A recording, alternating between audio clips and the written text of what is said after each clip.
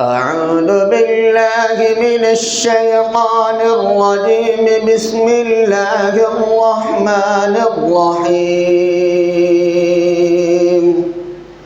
وقال الذين كفروا لا تسمعوا لهذا القرآن والغوا فيه لعلكم تغلبون.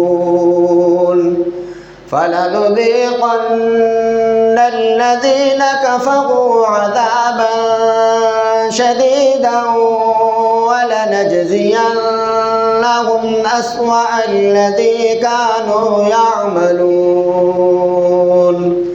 ذلك جزاء أعداء الله النار لهم فيها دار الخلد جزاء بما كانوا بآياتنا يجحدون. وقال الذين كفروا ربنا أرنا الذين أضلانا من الجن والإنس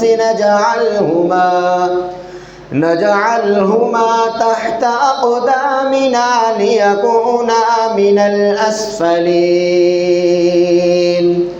إلا الذين قالوا ربنا الله ثم استقاموا تتنزل عليهم الملائكة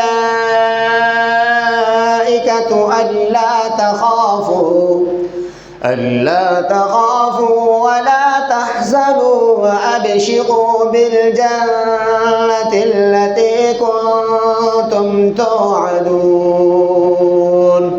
نحن أولياؤكم في الحياة الدنيا وفي الآخرة ولكم فيها ما تشتهي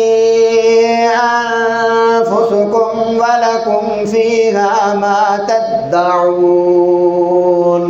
نزلا من غفور رحيم. صدق الله العظيم.